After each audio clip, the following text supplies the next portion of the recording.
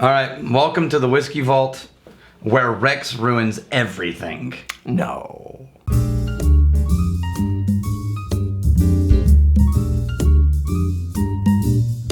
This is from Sean Riley from Arizona.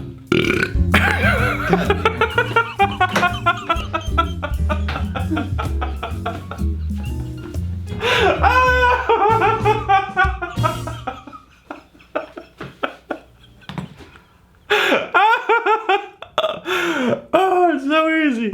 It's so easy. Are you done? Sure, why not? Sean Riley, you magnificent bastard. Did I come up here in the vault to do a real whiskey review, and Rex is chowing down on this massive plate of Chinese food. The whole vault smells like... get that out of my face. I love Chinese food, but not when I'm trying to smell a damn whiskey. Your tasting notes are all invalid and important today. As a matter of fact, you don't need whiskey today. You're not going to appreciate it anyway. So if you don't pour me whiskey, who does that leave to pour me whiskey? There's no one here. And your hands are full of Chinese food. Alright, here's your Copper City Bourbon. Okay. Alright, Copper City Bourbon. So this is Tempe, Arizona Distilling Company. Is it known as the Copper City?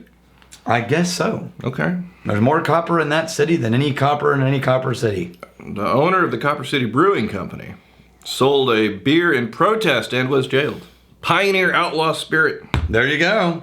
So the thing is, this is actually, we're going to get some good comparisons with this one because this is actually an MGP product. Okay. And it's one of the typical MGP mash bills, 75 corn, 20 rye, and 5 barley. Let me ask you this about the MGP. At least 2 years old. About the Indiana MGP. Do we have any idea of the range, the variation that is available? Well, no. If you're big enough, you can have them distill anything you want to your specifications. Okay. If you're small, you have to go from their available selection, and it's usually only a couple of mash bills that they default to for bourbon. Really? Yeah. Oh. All right. Or not a couple, but it's not the world is your oyster. It's well, here's what we have. Pick some. This is 45%. Nice. It smells nice. You know, this is just as good as you would think just a classic MGP bourbon would taste. They did age it longer in Arizona the way that we're planning on bringing it and aging it longer in Texas. So it did sit in the air in the desert.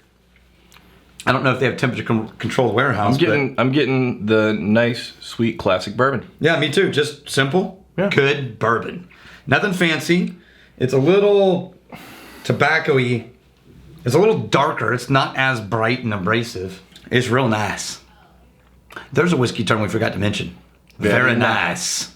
Yeah, it's an industry term. Oh, because that was. Let's compare it to that was Saturday's video. What are you pulling off to compare? What about the Wild Turkey 101? Yeah, we could do that. Let's do that. By classic, I mean the caramel, some apple. It's just right down the middle. A little bit of oak. Right down the middle of the plate for what defines a bourbon. And occasionally you'll get a little cherry in there. I'm not sharing a glass with you. This one's a little more fruity. Yeah. Whereas this has more of the eucalyptus-y kind of notes that show up even in the ryes at MGP. Yeah, the Wild Turkey's darker. It is darker. It's got more caramel. A darker caramel. Yep, and it's much sweeter. Woo! Yeah. Whereas the flavors. The Copper City has a little more spice. It's more sweeter, but the flavors are also more intense, robust, vibrant too. I think there's a lot more pepper notes in the Copper City. Now, Wild Turkey 101, I didn't remember it being 50.5%. Yeah. Oh yeah, I guess that's where they get the 101. Yeah, okay. I like the pepper notes that are showing up in the Copper City. At the very end, it's sort of a little barrel spice. It's not remarkable. So the Copper City is not, it's not trying to carve out new territory. Right. But it lands very solidly in a good bourbon. Yeah, just a solid, standard, nice bourbon. I'm interested to see what they do when they start making their own stuff entirely in Arizona as well. I know they're doing some vodkas and things like that already.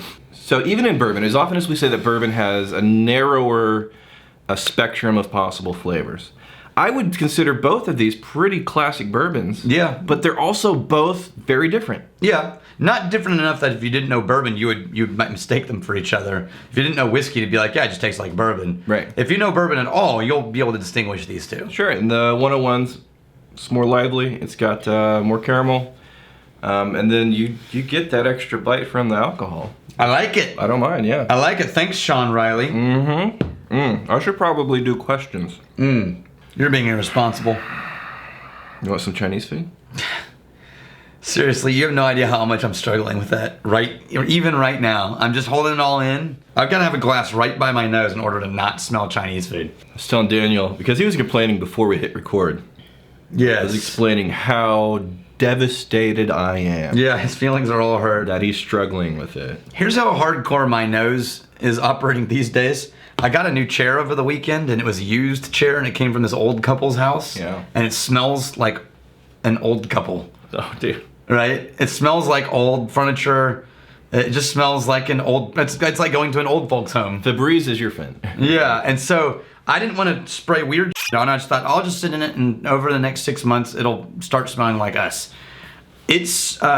I can pick up the note of that smell so strongly that when I walk to my house and I open my front door last night I opened my front door and I step in, and the first thing I smell is there's a weird chair over there. Okay, so I got all the questions pulled up from Facebook. People are asking, and we're gonna go right here.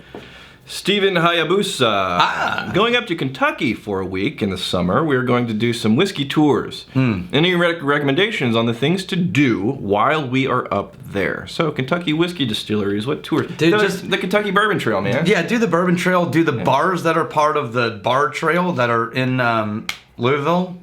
And there's just anything you do involving whiskey in that area, it's gonna be fun. Just... You're gonna really enjoy it. Chad Carpenter, why do you never respond to my pics, Rex? You read that one, huh? Chad, that was a... Oh! I thought you were just sending me weird pictures of... This is what happens when you choose the comment. Eric Fromer, is there a secret website I can go to get a bottle of Pappy? Very sought after. No. Should I join one of those paid whiskey auction websites like Whiskey Auctioneer? You can if you care enough about finding a Pappy. Are deals hard to find out there, or is it anything like eBay? No. If you can Google it and you found it, guess who else can Google it and find it? Everyone else. I've noticed that some larger scale liquor stores will occasionally have events where they'll pull out some very well-known rare whiskeys. And they'll let you buy some. And they'll let you, well, what they usually do is they'll raffle off I have seen that, the opportunity for you to pay full retail to buy the bottle. Now, I will say, I have, at one time, I was in Arkansas, and it was in a dry county. And so my dad and I drove to the county line, where, of course, there's a liquor store on just the other side of the county line. And I went into this just all metal building of a ramshackle liquor store that served 2 counties. And I found some freakishly rare scotch sitting in the corner, covered in about an inch of dust. And he wanted $30 for it. And I went, oh, okay. So there's always things like that floating out there, but good luck finding Clay Ferguson, is this a cult? Yes. Not saying that would be a deal breaker, but is this a cult? Totally not a cult. It's the most culty not a cult, which may be a cult that's ever culted. Yeah. Answer. One more. One more. One more. We'll just right here. We'll do Christopher Huckabee. Huckabee. Can both of you publish your current top 10 favorite whiskeys? No. See, I would be fine doing that because qualifier is current, not the best whiskeys in the world. I still don't have. I could maybe give you half a dozen that I really like right now, but I would never classify them as my favorite. Well, current. Lefroy Glore, Ardbeg Dark Cove, Compass Box. The double malt, I really like that one. The Flaming Heart really caught me by surprise. The new Balcones rye is surprisingly really great, and I don't normally like rye. And the other one that I just keep defaulting to these days is Leipzig. For some reason, I just developed a soft spot for Leipzig. I've been drinking it all the time. Fair enough? Fair enough. But they aren't my favorite. They're just a handful of ones I really enjoy right now. Yeah. I would do do Redbreast 12 cask strength. I would do, you know what? I just keep going back to the Lefroy 10. I know, it's a classic, just like Ardbeg 10. Lefroy, I keep going to Lefroy 10. So good. I'm still into Michter's American. Not the bourbon, the Michter's American whiskey. Right. Here's Glenfarclas. Yeah, it's just easy. It's just nice. It's nice, and you can get. Easy. I am annoyed that they bring it down to fairly low percentages for these. I do want to try Glenfarclas damn near cask strength. I think that could be glorious. I think we should do that somehow. Do they have those? Well, you have to probably get it from the distillery. Is that possible?